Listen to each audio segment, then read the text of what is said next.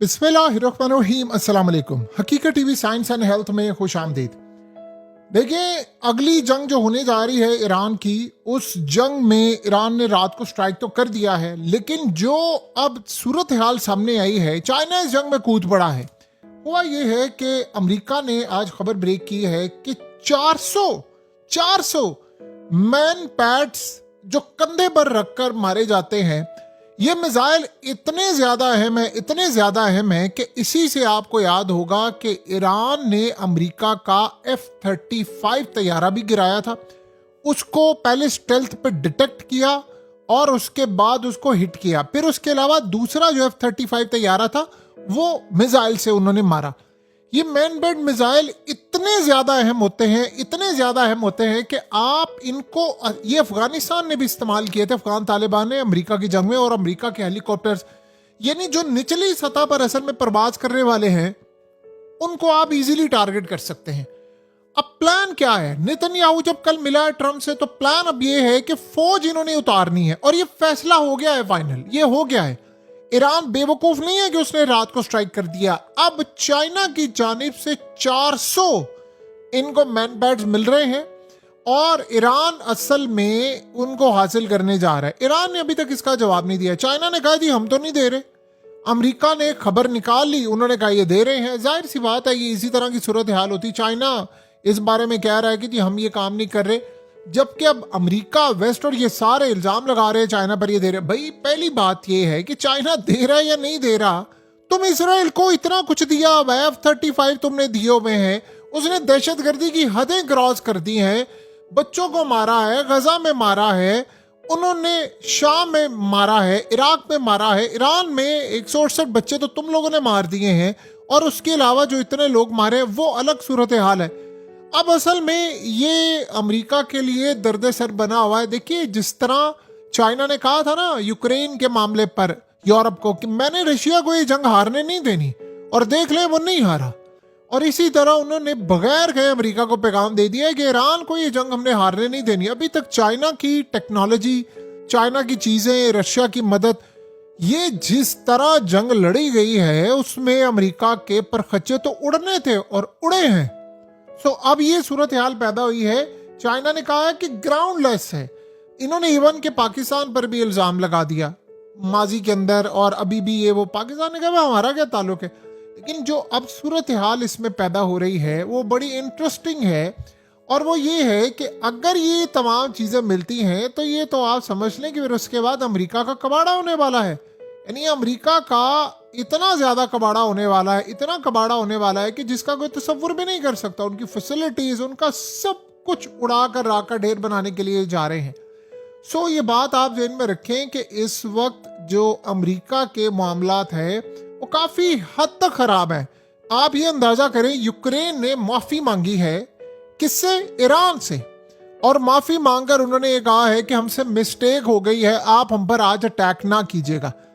Iran ने कहा है कि ठीक है, माफी कबूल करते हैं, दो चीजें, नुकसान जो हुआ है पूरा करोगे, और जो हमारा सेलर मारा गया है उसका भी नुकसान, उसको पैसा इतना जाए कि उसके घर वालों को वो अदा हो।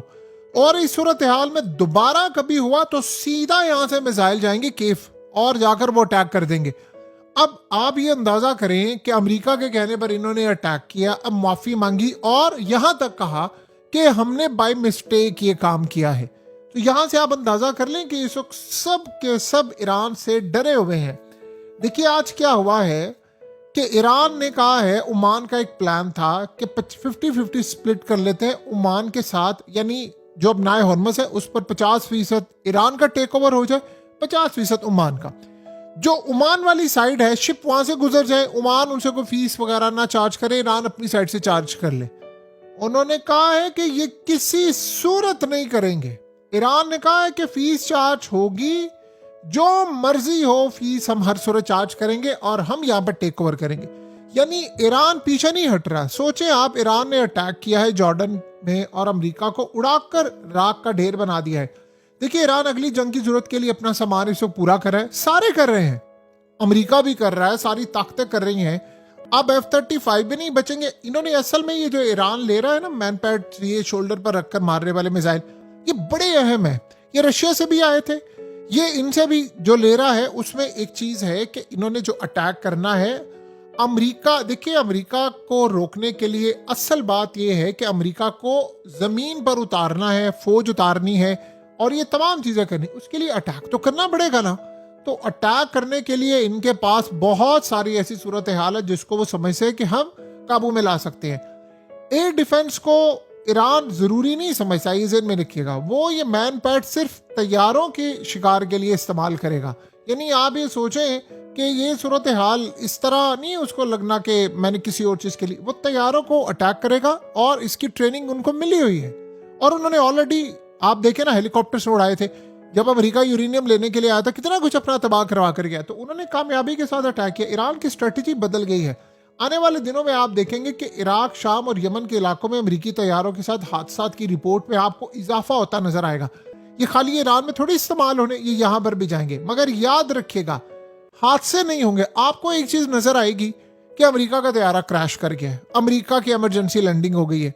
जब इस तरह के, या ये कहेंगे कि टेक्निकल फॉल्ट आ गया, माल फंक्शन हो गया, जब आपको ऐसी खबरें सुनने को मिले तो आप ये समझ लीजिएगा यही मैनपैड जो होंगे पीछे जो अटैक करेंगे। जमीनी तौर पर अड्डों को ईरान इतना गैर मौसर कर चुका है अमेरिका के कि अब ज्यादातर फ्लाइट्स वहां से उड़ती नहीं, रनवे तो उन्होंने तबाह कर दिए हैं।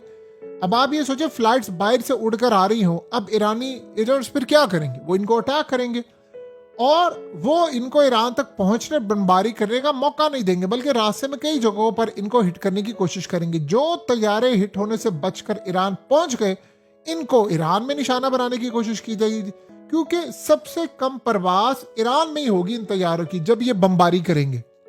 ईरान के हवाले से ट्रंप ने कहा था कि हमने इनको मारा, इनकी नेवी खत्म कर दी है, इनकी फौज खत्म कर दी है और इस काबिल नहीं है। आप सोचे जिसकी नेवी फौज आपने खत्म की हो वो आपके स्ट्राइक करने से पहले प्रीएम्प्टिव एडवांस में स्ट्राइक करेगा? ये नहीं कभी हो सकता। ईरान साल तक अपने मॉडिफाइड मैनपेड्स तैयार कर लेगा खुद। आपको पता है कि उन्होंने अपने कार्गो भी तैयार कर लिए हैं, अब वो सामान ले जा सकते हैं कुछ जिसकी रेंज और बुलंदी उन्होंने पहले से ज्यादा रखनी है। अब आप ये सोचें कि जहां पर शेर है वहां पर तो तनाजा रहेगा ही, अपना हॉर्मस का शेर पर तनाजा होगा, मगर वो यमन के साथ लड़ाई का सबब नहीं बनेगा। देखिए असल मसला ये है कि बाकी ताकतें क्या चाहती हैं? वो चाहती हैं ओमान और ईरान अपना अपना ऐलान कर दे। ईरान ने कहा नहीं, ये काम नहीं करेगा। उन्होंने कहा कि जो मर्जी हो जाए, अपना हॉर्मस हमारा है। फिर ऐलान उन्होंने कर दिया कि हमने कंट्रोल संभाल लिया है। देखिए अमेरिका के लिए सबसे बड़ा चैलेंज क्या है? अमेरिका के लिए सबसे बड़ा चैलेंज ये बना हुआ है कि अपनाए हॉर्मस उसके हाथ से निकल रहा है। दूसरा, इसकी फोर्स इतनी मजबूत नहीं है ओमान की कि वो मैनेज कर सके। ईरान की फोर्स मजबूत है। ईरान को पता है अपनाए हॉर्मस को जबरदस्ती की नेविगेशन से महफूज रखना है। अब असल मसला ये है कि ओमान और ईरान इनके दरमियान कोई डील हो जाए। देखिए अमेरिका ने ओमान को धमकी दी हुई है, मैं तुम्हें सफा ऐसे से मिटा दूंगा, ये आप ध्यान में रखिएगा। अब अमेरिका ये समझता है कि कहीं ओमान मेरे साथ गेम तो नहीं कर रहा, यानी वो ईरान के साथ भी है और इधर भी है। जो भी सूरत हाल होती है, एक बात याद रखिएगा, ईरान और ओमान में एक चीज मुत्तफिक हो गई है, चाहे ओमान की साइड से जहाज गुजरे अपनाए हॉर्मस में या ईरान की साइड से, पैसे वसूल होंगे। ये दोनों में इत्तफाक है। अब सिर्फ बात क्या रह गई है कि कितना तुम चार्ज करोगे, कितना हम चार्ज करेंगे, कितना अपनाए हॉर्मस तुम्हारा है, कितना अपनाए हॉर्मस हमारा है और कैसे करने। उन्होंने कहा है कि ये नहीं हो सकता कि एक रास्ता आप ले लो, फलाना ले लो, पूरी सिक्योरिटी हम रखेंगे, पैसे आपको भी देंगे। ये असल सूरत हाल है क्योंकि तुम्हारा इलाका वो लगता है। देखिए इन्होंने यहां तक भी ईरान ने कहा है कि हमारे पैसे अमेरिका के पास, यानी अमेरिका के सिस्टम के पास है जो फ्रीज क्यूब है, इनमें से एक सेंट भी, डॉलर भी अगर किसी ने लिया तो उस पर अपनाए हॉर्मस पर हमेशा हमेशा के लिए पाबंदी लगा दें, क्योंकि ट्रंप ये चाह रहा था कि उनके पैसों से मैं ये डैमेज पूरा करवा दूं। देखिए दुनिया का हर वो मुल्क जो गुजरते हुए यहां से टैक्स देगा वो अमेरिका को कसूरवार ठहराएगा। वो कहेगा ये सब फ्री था, ये तो तुम्हारी वजह से बड़ा कर खुआ पड़ा है। अमेरिका ने जंग छेड़ी जिसकी वजह से अब टैक्स देना पड़ता है। एक वक्त आएगा जब ईरान ऐलान कर देगा कि हमने कानून बना दिया है, जो भी मुल्क हम पर हमला करेगा इसको यहां से गुजरने की इजाजत नहीं होगी। जो हम पर पाबंदियां लगाएगा, जो अड्डे देगा, उसको तो हम यहां से गुजरने की इजाजत नहीं देंगे। इसके नतीजे में यूरोप के कई ममालिक ईरान के साथ नॉन एग्रेशन जो ट्रीटी साइन कर लेंगे, यानी ऐसा माहिदा जिसके तहत वो मुल्क पाबंद होंगे कि ना तो अपने अड्डे देंगे, ना वो ईरान पर अटैक करेंगे और ना कोई ऐसी सूरत हाल पैदा होगी और ईरान पाबंद होगा दूसरे मुल्कों के साथ जंग की सूरत में। नॉन एग्रेशन ट्रीटी वाले ममालिक को जहाज ईरान में नहीं रोकेगा। सो इस तरह की सूरत हाल ईरान करेगा और ये होने के लिए जा रहा है, ये आप ध्यान में रखें। ईरान ने जितनी हदें क्रॉस करनी थी अमेरिका के खिलाफ वो करके अब वो चाह रहा है कि सब कुछ हम अपने मफाद में करें जैसे अमेरिका हमेशा से करता आया है। हकीकत टीवी साइंस एंड हेल्थ की इस वीडियो के नीचे कमेंट जरूर कीजिए, अपनी राय का इजहार जरूर करें और इस वीडियो को हर जगह शेयर करते हुए चैनल को सब्सक्राइब जरूर करें।